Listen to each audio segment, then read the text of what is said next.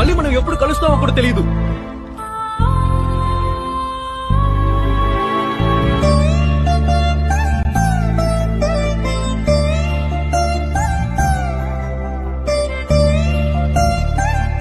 నిజంగానే నన్ను వదిలేకపోతావని భయంగా ఉంది. నన్ను వదిలి వెళ్ళలేదు.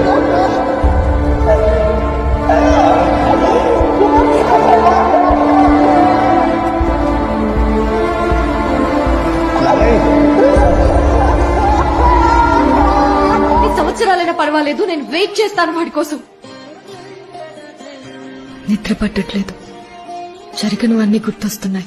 అలా గుర్తొచ్చినప్పుడల్లా నేను మన లైఫ్ ని ఫాస్ట్ ఫార్వర్డ్ చేసి చూసుకుంటున్నాను. మనం